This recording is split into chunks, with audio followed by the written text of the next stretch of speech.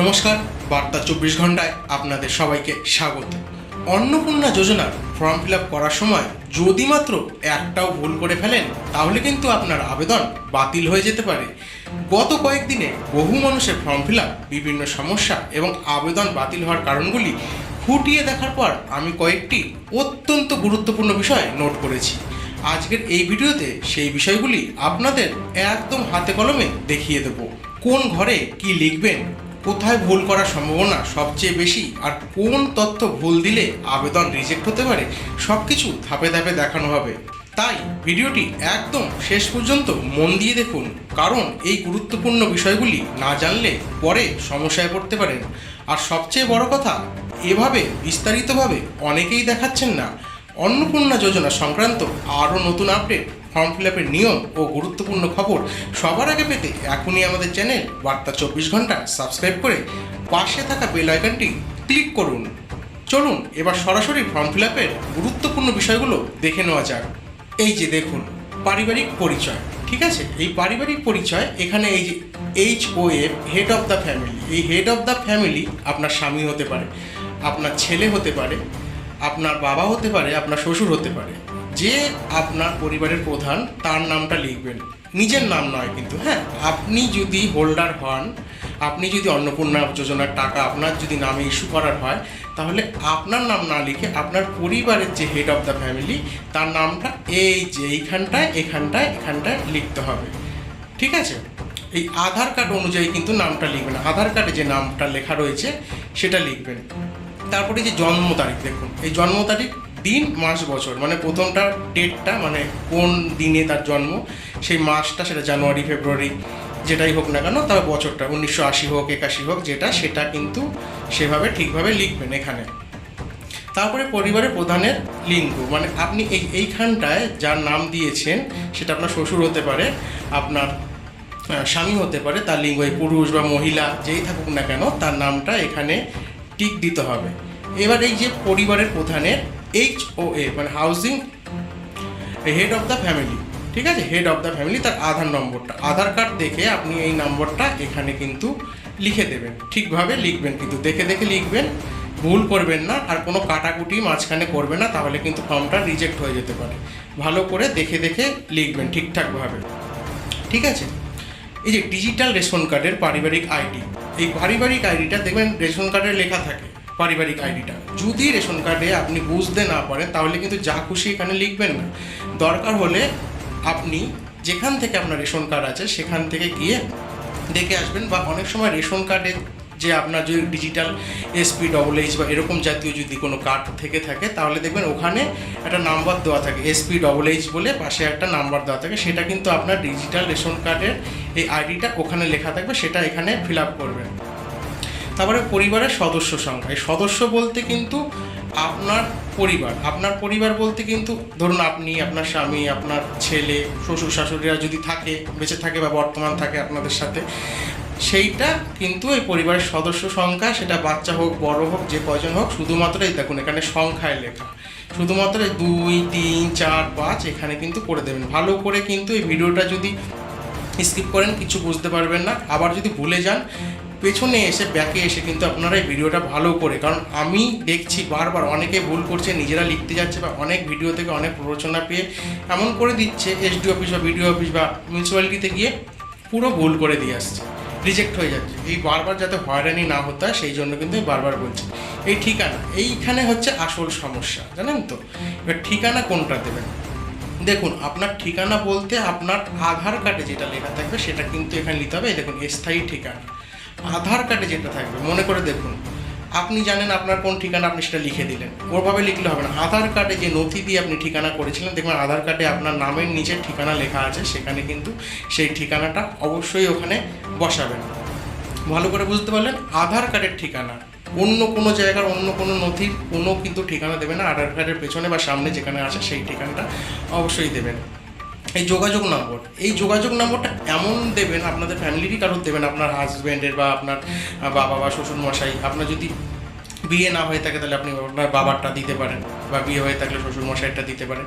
ঠিক আছে, এখানে কি লেখা রয়েছে, বিশেষত পরিবারের প্রধানের আধার নম্বর সংযুক্ত মোবাইলে, আধার কার্ডের সাথে যে নাম্বারটা থাকবে লিঙ্ক করা ব্যাংকের বইয়ের সাথে, যেখানেই থাকুক না কেন রেশন কার্ডের সাথে, সেই নাম্বারটা দেবেন এবং চেষ্টা করবেন সেই নাম্বার যেন আবার পাল্টে অন্য নাম্বার নিয়ে নেবেন না, তাহলে কিন্তু টাকা আটকে যেতে পারে। আপনাদের ভালো করে বোঝাচ্ছি, ভালো করে বুঝবেন, এটা কিন্তু কেউ কোথাও দেখাবে না, পরিষ্কার করে আর কেটে কেটে দেখবেন না। কারণ আমি বহুবার দেখছি, কারণ আমাকে তো ফর্ম ফিল আপ করতে হচ্ছে, আমি বহুবার দেখছি যে এই সমস্যাগুলো কিন্তু হচ্ছে।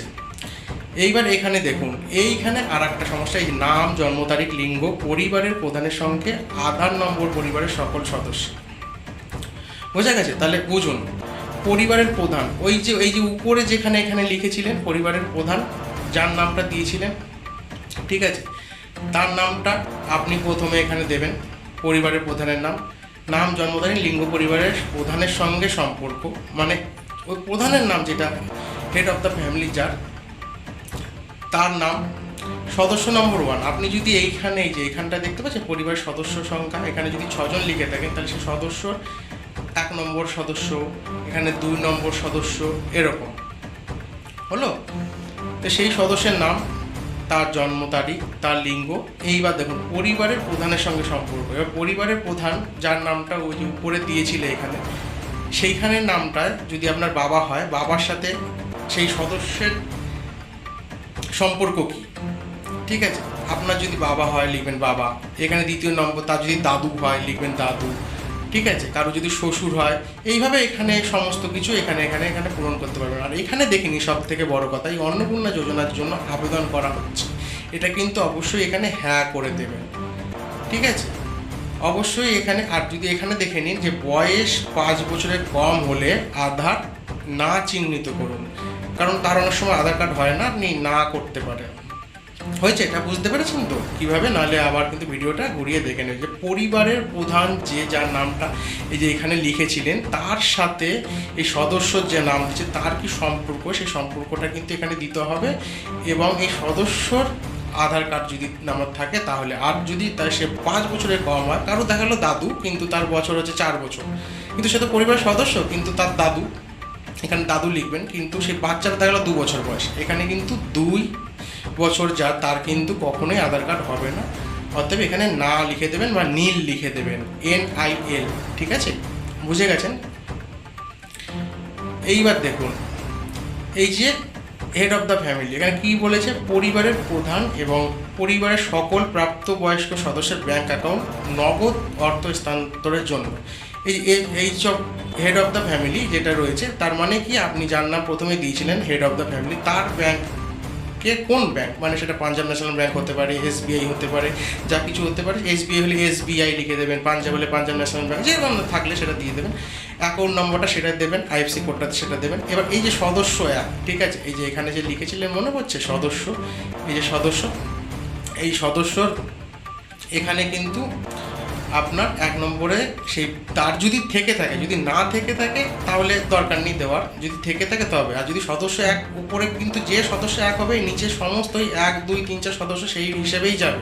এই সদস্য 2 যে হবে, এইখানে যদি সদস্য 2 যেরকম লিখবেন, সেই সদস্য 2 এইভাবে মিলিয়ে দেখবেন, না হলে কিন্তু খুব সমস্যা হতে পারে, ঠিক আছে, বোঝাতে পারলাম? তার অ্যাকাউন্ট নাম্বার না থাকলে দেবেন না। এই যে এখানে কি লেখা আছে, DBT ক্রেডিটের জন্য আধার লিঙ্কযুক্ত ব্যাঙ্ক অ্যাকাউন্ট প্রদান। যদি আপনার মোবাইলে DBT লিঙ্ক না করা থাকে, আধার নাম্বার বা ব্যাংকের সাথে DBT লিঙ্ক না করা থাকে, তাহলে DBT লিঙ্ক করে নেবেন, আর যদি থাকে সেই অ্যাকাউন্ট নাম্বারটা এখানে দেবেন, না আছে দেবেন না, ঠিক আছে। এইগুলি সম্ভবত খুব বেশি দরকার হয়, এইগুলো যদি ভুল করে ফেলেন তাহলে কিন্তু পাবেন না। বাকিগুলো তো আছে ম্যান্ডেটরি, কিন্তু এইগুলো হচ্ছে সব থেকে বেশি দরকার।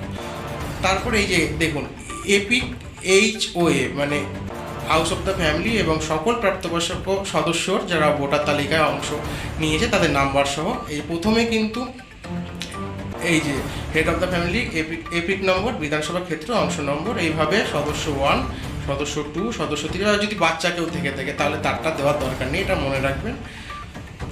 এবার যদি আপনার কারোর কোনো থেকে থাকে, এই তপশিলি জাতি, SC ST যা কিছু হবে সেগুলো আপনারা করে দিতে পারবেন। আর এইখানে দেখুন, এই যে উপরে বলেছিলাম ration card, digital ration card যদি থাকে তাহলে এখানে দেবেন ইয়েস, যদি না থাকে তাহলে দেবেন না।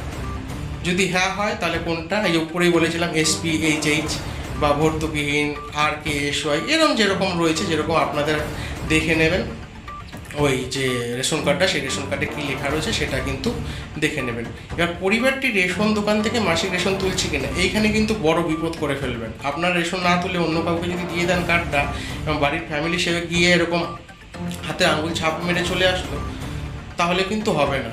আপনারা নির্দিষ্ট পরিবার, যে পরিবার আপনার রেশন কার্ড যদি থেকে থাকে, আবার অনেক সময় দেখা যাচ্ছে রেশন কার্ডে অনেক সময় অ্যাক্টিভ থাকে না, আপনারা দেখে নেবেন। যদি নাও তুলে থাকেন রেশন কখনো, তাহলে রেশন অফিসে গিয়ে বা রেশন দোকানে গিয়ে কিন্তু কার্ডটা, বা কোনো সাইবার ক্যাফেতে গিয়ে কার্ডটাকে অ্যাক্টিভ করে নেবেন। রেশন কার্ডের যদি ডিঅ্যাক্টিভ হয়ে থাকে বহুদিন বহু যাবত, হয়তো আপনি রেশন তোলেন না, তাহলে আগে অ্যাক্টিভ করে নেবেন। তারপরে সেই কার্ডের এখানে ধরনটা উল্লেখ করে দেবেন, তারপরে এখানে ইয়েস করে দেবেন। হলো। এবার বাড়ির ধরন, এই যে আপনার বাড়িতে 3 বা তার বেশি পাকা ঘর আছে, যদি হ্যাঁ হয় তাহলে হ্যাঁ দেবেন, যদি না হয় না দেবেন। পারিবারিক জমির মালিকানা, ঠিক আছে, যে আপনি নির্দিষ্ট, এই যে এখানে কিন্তু অনেকে ভুল করে। পারিবারিক জমির মালিকানা হয়তো আপনার শ্বশুরের নাম আছে, বা আপনার নামে আছে, কিংবা আপনার স্বামীর নামে আছে। যদি নিজস্ব নিজের বাড়ির যে সে মালিক কি না, যদি হ্যাঁ হয় তাহলে অবশ্যই এখানে হ্যাঁ দেবেন, যদি তার নামে না হয় তাহলে না করে দেবেন, ঠিক আছে।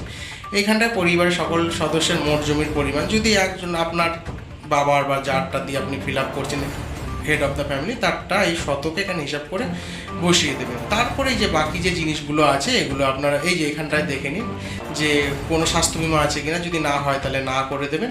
এই হচ্ছে গিয়ে মোটামুটি অঙ্ক। এই যদি প্যান কার্ড থাকে, সেই প্যান কার্ডের এই যে হেড অফ দ্য ফ্যামিলি, তার নাম, তার প্যান নাম্বার, এইগুলো হচ্ছে গিয়ে আপনারা দেখে করে নিতে পারবেন। সেখানে কোনো সমস্যা হবে না। কিন্তু যেখানে সমস্যা হওয়ার কথা, সেই সমস্যাটা হয় হচ্ছে কি এই ওপরের দিকের এই সমস্ত জায়গাগুলোর। অতএব এই জায়গাগুলো কিন্তু ভালোভাবে ফিল আপ করবেন। অবশ্যই ভিডিওটা আপনারা পুরোটা ভালো করে দেখবেন। যদি ভুলে যান আবার পেছন থেকে ব্যাক করে এসে দেখবেন, দরকার হলে ডাউনলোড করে ফোনে দেখবেন। যদি বুঝতে ভুল হয় তাহলে কমেন্টে অবশ্যই জানাবেন যে দাদা আমার এখানটায় ভুল হচ্ছে, আমি বুঝতে পারছি না। আমি কিন্তু আপনাদের কমেন্টে উত্তর দিয়ে দেবো, লিখে দেবো। আর এরকম কিন্তু আরও আগামী দিনে ভিডিও আসতে চলেছে। যদি কোনো ভুল ভ্রান্তি কোথাও হয়ে থাকে তাহলে কমেন্টে অবশ্যই জানাবেন, আমি কিন্তু সেটা করে দেবো। আপনাদের যেগুলো মেন দরকার সেগুলো আমি সব জানিয়ে দিলাম, ঠিক আছে। যদি কখনো অন্য কোনো পেজ নিয়ে কোনো সমস্যা হয় আমাকে লিখে জানাবেন কমেন্টে, আমি অবশ্যই দিয়ে দেবো। কারণ ভিডিওটা অনেক বড় হয়ে যাচ্ছে, সবটা এখানে বলা যাচ্ছে না। ভুল হলে বলবেন যে এটা বুঝতে পারছি না, এখানে ভুল হচ্ছে মনে হচ্ছে, আমি অবশ্যই যতটা সম্ভব চেষ্টা করব। তাহলে আজকের মতো আমি ভিডিও এটুকুই করলাম। আপনারা আশা করি আপনারা ভালো করে বুঝতে পেরেছেন। যদি ভালো লাগে তাহলে ভিডিওটি লাইক করে দেবেন, চ্যানেলটা অবশ্যই সাবস্ক্রাইব করে দেবেন। আর এই যে আমি আপনাদের এতগুলো এই বললাম, সেটা যদি কারো বুঝতে অসুবিধা হয় তাহলে ভিডিওটা তাদের সাথে শেয়ার করে দেবেন, ঠিক আছে। দেখা হচ্ছে তাহলে পরের কোনো ভিডিওতে। আজকের মতো এটুকুই, ধন্যবাদ।